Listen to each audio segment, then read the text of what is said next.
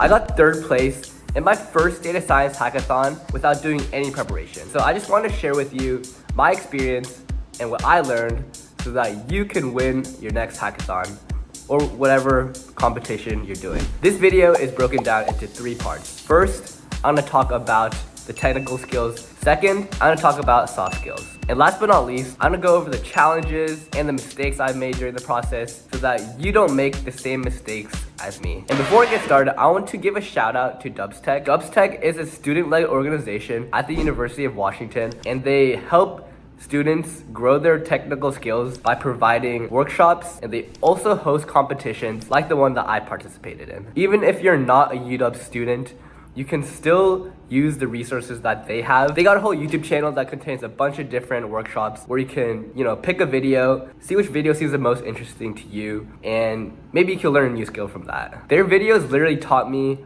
Power BI in 2 days.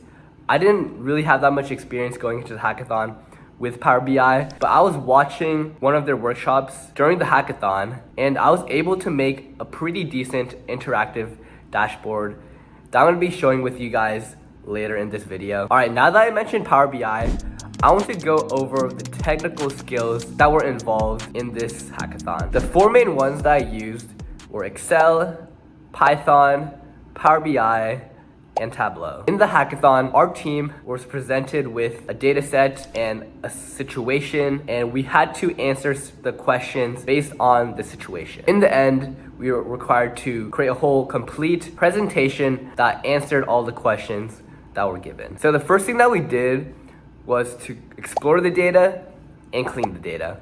And that's something that you should do whenever you're approaching a certain data science problem. Luckily, the hackathon organizers, they told us what the columns in the data set meant. So it didn't take us much time to learn about the data, but cleaning the data took up a lot of time. We used Excel and Python to clean the data. And in Excel, we created columns like the revenue and the day of the week using certain Excel formulas because we needed these columns to answer the questions. But eventually, we had to switch over to Python because Excel was getting really slow and it was getting really annoying using it. And so we switched to Python. We used a library called Pandas, which is a data manipulation library. It's really good at dealing with large amounts of data. And that's why Pandas is one of the most popular data science libraries out there. We used Pandas to remove missing data and unnecessary data before we exported it into a CSV file. And this whole data cleaning process was the most tedious part of the whole hackathon. And if you're wondering,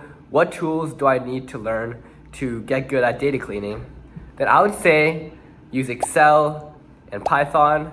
And if you don't feel like learning both, then I would 100% recommend Python because it's way more efficient, has a lot of data science libraries that you can explore. I have more videos on that in my channel, and you can learn more about Pandas. I have a whole playlist dedicated to that. And you can do so much with Pandas. You can clean data, analyze data, and visualize the data. But we didn't use Pandas for the main data visualization tool. We used Power BI and Tableau because these 2 tools, they're really good at creating pretty nice visuals without any coding required. And so I was in charge of the visuals in Power BI. Another team member was in charge of Tableau. And it was really nice because me and the other team members, we were able to combine our different skills together to create a complete presentation. And that's the beauty of teamwork, which I'm gonna talk about more later in the video. And I encourage you guys to check out the tools that I just mentioned. I'll put the links in the description below so you can check it out. Now I want to shift gears and talk about the soft skills that were involved. And I feel like people often ignore the soft skills and only focus on coding. But in my opinion, I feel like soft skills are just as important as technical skills.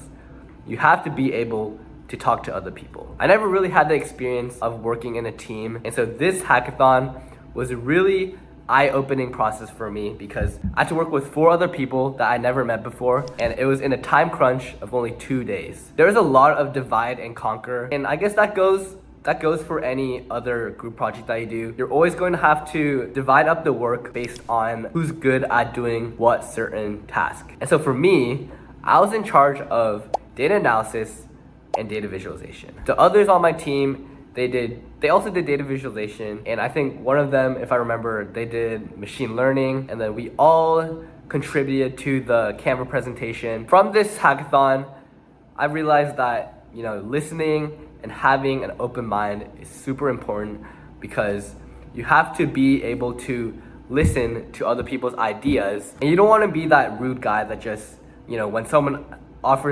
introduces an idea, you immediately shut it down. If you're going to disagree, you have to do it in a polite way, and, you know, also be curious, have an open mind. Curiosity is what keeps you going. It's what keeps you motivated. Another important point I want to talk about is communication. I think out of all the soft skills, communication is the most important, because communication is the foundation of having a good team. It's the foundation of having a team that has good chemistry. If you can't communicate properly, then there's going to be problems. And this leads to my next part, which is talking about the challenges I faced during the hackathon process. One challenge that I faced was having a disorganized workspace. And especially in the beginning of the hackathon, I remember I had so many apps running, and I had so many tabs open on Google because I was searching so many things up. But then later on, it got better because we created a Google Docs that separated things based on our team roles, and we put all of our notes in there. And yeah, I think that, at least for me, I'm the type of guy that does not like working in a really disorganized space. I prefer everything to be clean. So if that's you, then in a hackathon, I would say to have some sort of organization system. Like I said before, Google Docs, or you could do OneNote. But yeah, keep everything, have some organized system during the hackathon, because it's gonna make your life way better. Another thing I want to talk about, another challenge, or technically a mistake that I made, was when I was working with Power BI. Because when I was creating the dashboard, I remember there was a few moments where I was so focused on the certain font that I'm using, whether I should add a shadow behind the visual, you know, all those nitty-gritty things.